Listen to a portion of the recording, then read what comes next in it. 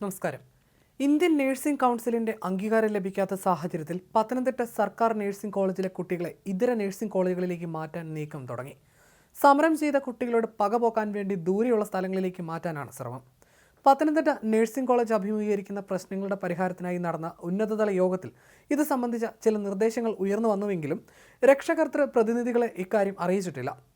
വടക്കൻ ജില്ലകളിലെ ഏതെങ്കിലും നഴ്സിംഗ് കോളേജുകളിലേക്ക് കുട്ടികളെ മാറ്റുന്നതാണ് പരിഗണിച്ചത്.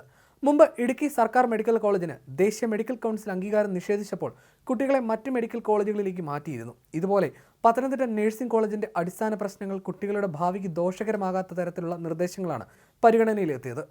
കോന്നി മെഡിക്കൽ കോളേജിൽ പത്തനംതിട്ടയിലെ സർക്കാർ നഴ്സിംഗ് കോളേജ് കുട്ടികൾക്ക് കൂടി പഠന സൗകര്യം നൽകണമെന്ന നിർദ്ദേശമുണ്ടായെങ്കിലും നിലവിൽ അവിടെ LBSന്റെ നഴ്സിംഗ് കോളേജ് ആരംഭിച്ച സാഹചര്യത്തിൽ ഇതിനുള്ള ബുദ്ധിമുട്ടുകൾ ബന്ധപ്പെട്ടവർ ചൂണ്ടിക്കാട്ടുകയായിരുന്നു.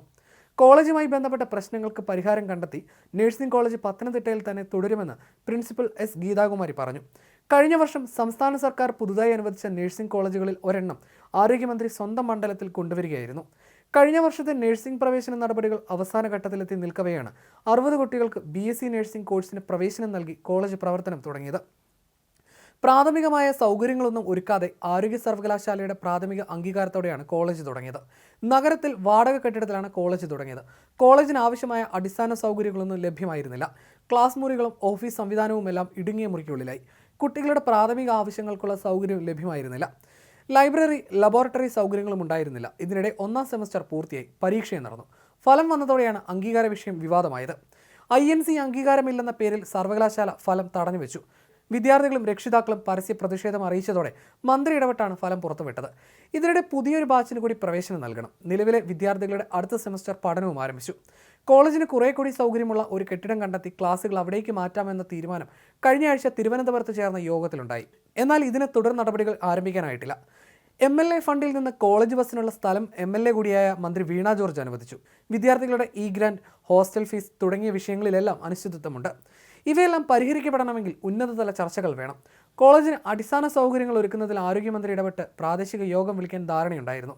എന്നാൽ വയനാട് ഉരുൾപൊട്ടലിനെ തുടർന്ന് മന്ത്രി തിരക്കിലായതോടെ നിലവിൽ നടന്നു വന്ന നീക്കങ്ങളും തടസ്സപ്പെട്ടു. പുതിയ വർഷത്തെ ക്ലാസുകൾ ആരംഭിക്കുന്നതിനോടനുബന്ധിച്ച് ഇന്ത്യൻ നഴ്സിംഗ് കൗൺസിൽ പരിശോധന കോളേജിലുണ്ടാകും. അപ്പോഴേക്കും അടിസ്ഥാന സൗകര്യങ്ങളുള്ള കെട്ടിടം കോളേജിനുണ്ടാകണം.